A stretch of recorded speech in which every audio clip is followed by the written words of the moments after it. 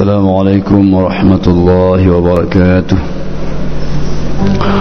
الحمد لله الذي بنعمته تتم الصالحات، الذي خلق سائر الكائنات، والصلاة والسلام على سيد السادات نبينا وحبيبنا محمد صلى الله عليه وسلم. اللهم لا علم لنا إلا ما علمتنا، اللهم علمنا ما ينفعنا وانفعنا بما علمتنا إنك أنت العزيز الحكيم. فقال تعالى في كتابه الكريم وهو أصدق القائلين: أعوذ بالله من الشيطان الرجيم، بسم الله الرحمن الرحيم، وما أرسلناك إلا رحمة للعالمين. صدق الله العظيم. Setelah kita menjadikan puji syukur kepada Allah Subhanahu wa taala dengan izin rahmat, taufik, hidayah dan inayahnya, kita dapat hadir pada tempat yang mulia ini. Semoga Allah Subhanahu wa taala senantiasa memberikan kepada kita kesehatan dan kesempatan untuk mencari bekal menghadapnya. Wa tazawwadu fa inna khairaz zadi taqwa, dan berbekallah kalian, dan sebaik-baik bekal adalah taqwa. Wattaquni ya ulil albab, dan takwalah kepadaku wahai orang-orang yang berakal. Salawat dan salam kita sanjung sajikan keharibaan Nabi besar Muhammad sallallahu alaihi wasallam, yang mana beliau Allah utuskan sebagai rahmatan lil alamin. Dan oleh karena itu banyak sekali kitab dan buku yang menulis tentang sejarah kehidupan Nabi sallallahu alaihi wasallam, sehingga ada disebut dengan istilah al-hadis. Al-hadis adalah ma warada 'anil Nabi sallallahu alaihi wasallam, sesuatu yang berasal dari Nabi sallallahu alaihi wasallam, qaulan atau fi'lan atau taqriran atau khalqan atau khulqan.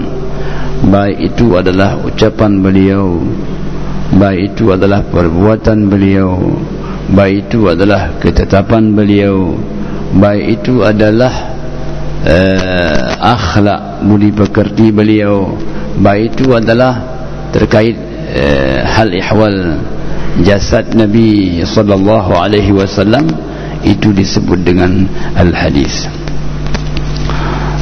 Maka sebahagian ada membedakan antara hadis dan as-sunnah. Ada mengatakan bahawa sunnah nanti akan ada kaitannya dengan hal-hal yang bersifat al-hukum. Jamaah yang dirahmati Allah Subhanahu wa taala, maka banyak sekali tulisan-tulisan tentang kehidupan Nabi sallallahu alaihi wasallam, mulai masa beliau, masa belia beliau, bahkan masa lahir beliau, hingga beliau kemudian diangkat menjadi Nabi dan Rasul oleh Allah Subhanahu wa ta'ala, sehingga beliau meninggalkan alam yang fana ini. Salah seorang yang menulis tentang sirah an-nabawiyah, kehidupan Nabi sallallahu alaihi wasallam, adalah bernama Syamsuddin Muhammad bin Yusuf As-Salihi Ad-Dimashqi Asy-Syafi'i. Jadi beliau ini, jemaah dirahmati Allah, menulis kisah Nabi sallallahu alaihi wasallam dengan tangannya. Menulis dengan tangannya sebanyak 7 jilid. Dan kemudian jemaah dirahmati Allah dicetak menjadi 15 jilid. Jilid yang besar. Ini merupakan sebuah perjalanan kehidupan ilmiah oleh Syamsuddin Muhammad bin Yusuf ini, mampu menulis kisah Nabi sallallahu alaihi wasallam sebagai kisah yang panjang. Artinya tidak ada senyum Nabi yang tidak ditulis, tidak ada ucapan Nabi yang tidak ditulis. Dan beliau merujuk kepada 1000 buku yang lain, 1000 kitab yang lain untuk menulis tentang sejarah kehidupan Nabi sallallahu alaihi wasallam. Jadi jemaah dirahmati Allah Subhanahu wa taala, maka pada subuh yang mulia ini kita akan sedikit menceritakan tentang seorang alim, seorang ahli hadis bernama Syamsuddin bin Yusuf As-Salihi Ad-Dimashqi Asy-Syafi'i. Hamba Allah yang dimuliakan oleh Allah Subhanahu wa taala, ketika menulis tentang kisah Nabi, tentu ini orang yang ahli hadis. Beliau tahu tentang seluk-beluk hadis Nabi sallallahu alaihi wasallam. Siapa di antara guru beliau? Di antara guru beliau adalah bernama Imam As-Suyuti. Kalau kita membaca beberapa kitab Imam As-Suyuti termasuk tafsirnya, maka kita akan terlihat bagaimana wawasan keilmuan Imam As-Suyuti. Dan jemaah yang dirahmati Allah Subhanahu wa taala, beliau juga belajar pada seorang guru bernama Asy-Syihab Al-Qastalani, yang tidak lain adalah seorang pensyarah kitab Al-Bukhari. Jadi ini kehebatan Syamsuddin bin Muhammad Muhammad bin Yusuf ini. Hamba Allah yang dimuliakan oleh Allah Subhanahu wa taala, maka disebutlah wafaqa ala syaikhi, beliau menjadi teratas keilmuannya, alal hafidh As-Suyuti, dengan belajar pada Imam As-Suyuti. Karena biasanya ilmu murid sangat tergantung kepada ilmu gurunya. Fima syarakahu fihi minal ilmi, di mana beliau bermusyarakah, bermitra dengan gurunya Imam As-Suyuti. Jadi lebih specifically, lebih istimewa lagi, wa khassah sirah an-nabawiyah asy-syarifah, ketika beliau menulis tentang kehidupan baginda Rasulullah sallallahu alaihi wasallam. Jadi jemaah dirahmati Allah, di antara keilmuan yang sangat spesifik, beliau menguasai tentang kisah kehidupan Nabi sallallahu alaihi wasallam. Namun demikian jemaah dirahmati Allah, beliau ini memiliki multi talenta, memiliki banyak background keilmuan. Maka disebutkan bahawa wala yada' syadzatan wala fadzatan hadisiyah atau fiqhiyatan atau lughawiyatan atau ilmiyatan illa wa yutmiluha atau yashrahaha atau yuriduha.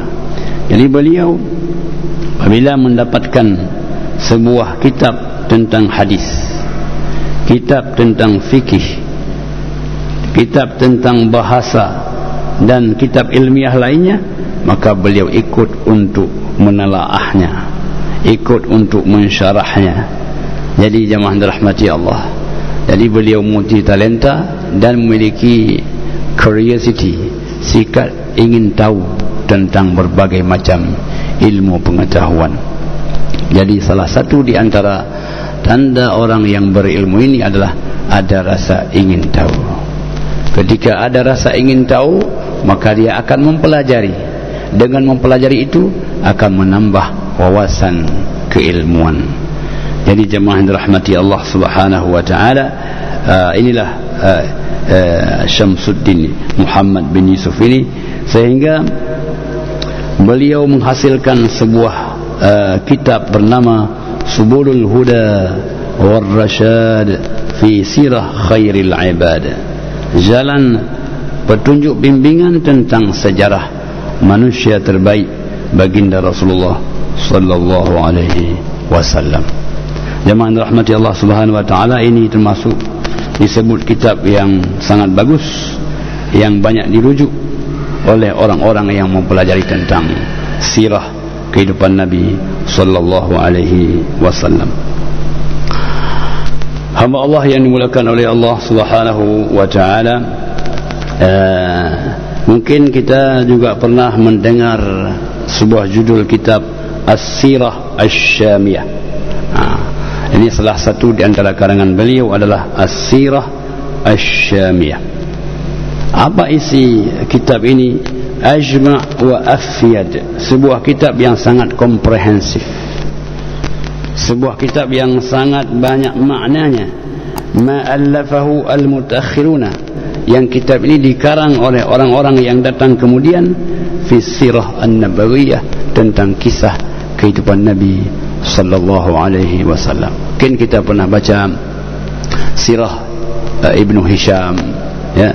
Kita mungkin pernah baca sirah atau kitab-kitab sejarah kehidupan Nabi yang lain, ya. Ini termasuk kitab yang sangat komprehensif yang bernama As-Sirah Asy-Syamiyah karangan Syamsuddin Muhammad bin Yusuf ini. Hamba Allah yang dimuliakan oleh Allah Subhanahu wa taala. Ya, jadi disebutkan fi nahwi 7 mujalladat. Nah, jadi kitab ini adalah sebanyak 7 jilid besar, dan itu adalah tulisan tangan.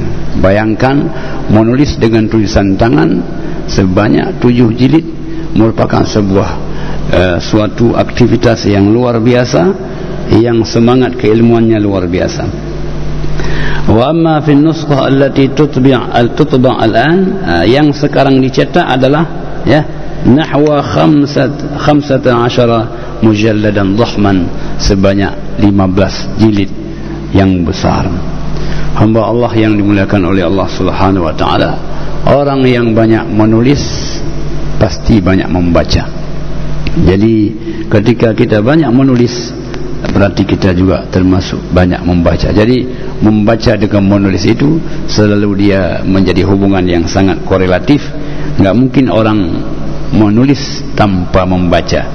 Nah, jadi ini termasuk sosok orang yang banyak membaca, sebagaimana dipesankan dalam Al-Quran, Iqra bismi rabbikal ladzi khalaq, bacalah.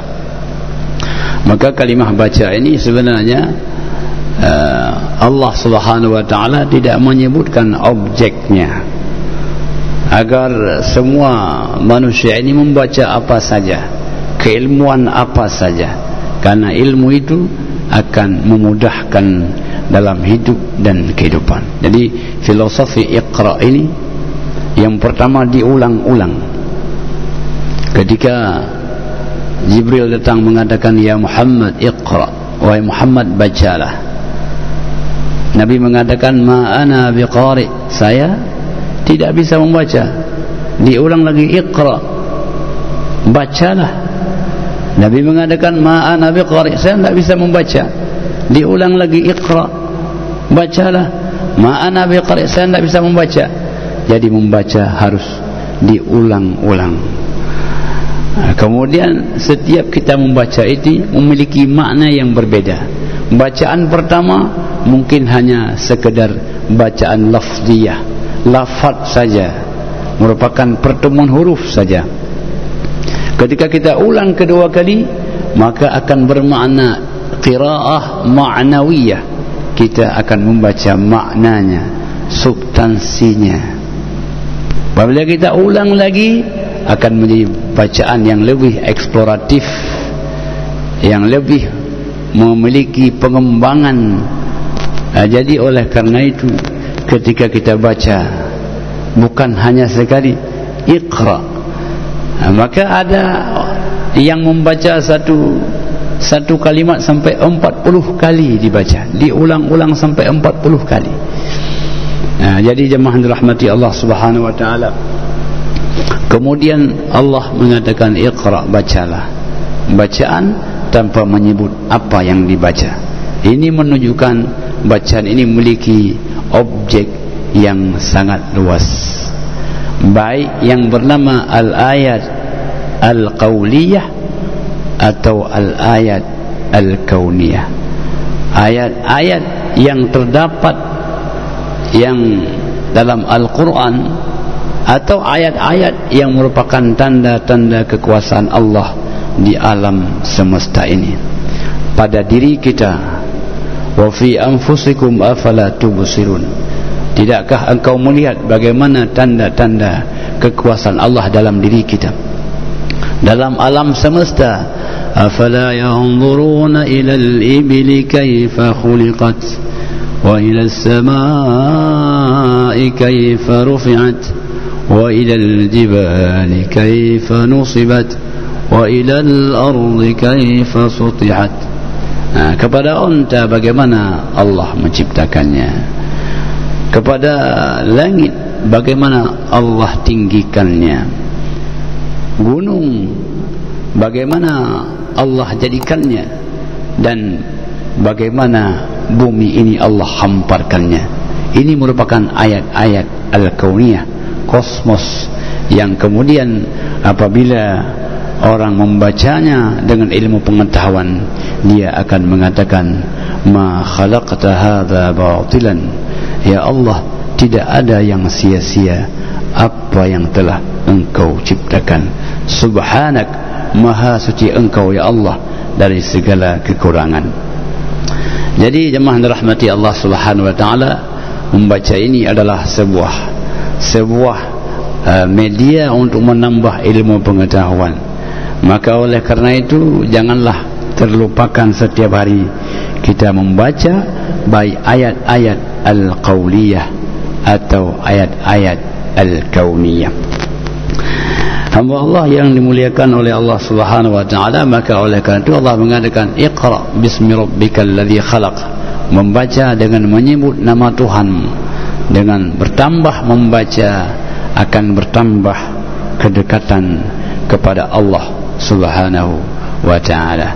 Kita akan merasakan bagaimana sunnatullah alam ini berputar, matahari di pagi hari, terbenam di sore hari. Bagaimana manusia makan dan minum, bagaimana manusia bisa hidup dengan bahagia, itu merupakan tanda-tanda kekuasaan Allah Subhanahu wa ta'ala. Hamba Allah yang dimuliakan oleh Allah Subhanahu wa ta'ala, masih kita berbicara tentang Muhammad bin Yusuf atau Syamsuddin ini. Dikatakan kana azaban lam yatazawwaj, beliau begitu nikmatnya belajar ilmu pengetahuan, beliau tidak sempat untuk kawin. Artinya beliau dengan umurnya itu ternyata beliau belum sempat kawin, sudah dipanggil oleh Allah Subhanahu wa ta'ala. Wa idza qadima alaihi ad-dhaifu, bila ada tamu yang datang kepadanya, yu'alliqul qidar, beliau segera mengambil periuknya, memasak makanannya, memberikan jamuan tamunya. Ini beliau adalah orang yang banyak ilmunya, tapi rupanya beliau bukan hanya memberikan jamuan ilmu, juga akan beliau siapkan makanan bagi tamunya, wa yatabakh lahu, dan beliau memberikan masakan yang beliau masak. Jadi beliau ahli juga bidang masak ini. Jadi jemaah yang dirahmati Allah Subhanahu wa taala, wa kana halwal mantiq, beliau adalah kalau berbicara sangat enak untuk didengar. Dari salah satu di antara kebahagiaan orang lain bersama kita, karena kita mampu berbicara dengan bahasa-bahasa yang mengenakkan. Idkhalus surur, memasukkan kebahagiaan kepada hati orang lain, itu di antara kelebihan. Artinya kalau orang ketemu dengan beliau akan terasa sangat bahagia. Apa yang bahagianya? Karena beliau mampu menyampaikan ucapan-ucapan yang bisa dinikmati. Jadi yang dinikmati itu bisa makanan, bisa juga ucapan. Kemudian dari segi ibadahnya, katsirus siyami wal qiyami, beliau banyak melaksanakan ibadah puasa, beliau banyak juga melakukan qiyamul lail. Bitu indahu al-layali, jadi kata orang yang menjelaskan ini, saya pernah tidur di rumahnya beberapa malam. Fama kuntu arahu yanamu fil laili illa qalila. Jadi kata beliau, pada malam hari ini Syamsuddin ini hanya sedikit mengambil waktu yang tidur, selebihnya adalah beliau bermunajat, beribadah kepada Allah Subhanahu wa ta'ala. Jadi jemaah yang dirahmati Allah Subhanahu wa ta'ala, ini kelebihan beliau. Beliau mampu menggunakan waktu dengan sebaik-baiknya. Terkait dengan menggunakan waktu, teringat pula kita sudah sehabisnya tahun 2020, kita masuk 2021. Artinya bertambah usia kita, semakin dekat pula kita dengan menghadap Allah Subhanahu wa ta'ala. Maka menggunakan kesempatan yang sebaik-baiknya merupakan di antara ciri orang-orang yang tahu dari mana dia pergi dan kemana dia pula akan kembali, yaitu kepada Allah Subhanahu wa ta'ala. Kemudian beliau, wa kana idza mata ahadun min talabatil ilm, kalau ada orang yang mencari ilmu meninggal dunia, lalu kemudian dia meninggalkan anak-anaknya, maka beliaulah sebagai penyantun anak-anak yatim. Nah, jadi jemaah rahmati Allah Subhanahu wa taala, beliau sangat dekat dengan anak-anak yatim. Beliau ingin berbagi dan berkontribusi dengan apa yang beliau miliki. Jadi beliau berbagi ilmu, berbagi pengalaman, berbagi juga harta bendanya kepada orang-orang yang membutuhkannya. Jemaah rahmati Allah Subhanahu wa taala, maka oleh karena itu anak-anak yatim ini bagi beliau adalah sebagai anak, walaupun beliau tidak punya anak sendiri karena belum sempat kawin, tetapi anak yatim menjadi anak yang selalu beliau bimbing sampai mereka dapat menjadi orang-orang yang berhasil dalam hidupnya. Hamba Allah yang dimuliakan oleh Allah Subhanahu wa taala, jadi salah satu di antara kelebihan beliau sebagaimana yang kita katakan tadi, beliau mampu memfokuskan dirinya pada ilmu pengetahuan. Banyak sekali kitab-kitab yang beliau karang yang hingga hari ini masih dibaca oleh manusia untuk pengembangan keilmuannya. Juga beliau baik dalam muamalahnya, baik pula dalam ibadahnya, karena itulah yang menjadi poin yang paling penting dalam hidup kita, yaitu baik kita hablum minallah dan baik pula hablum minan nas, hubungan dengan Allah Subhanahu wa taala dan hubungan juga dengan sesama manusia. Mungkin demikianlah kajian kita pada kesempatan yang mulia ini. Hadanallahu wa iyyakum ajma'in. Wassalamualaikum warahmatullahi wabarakatuh.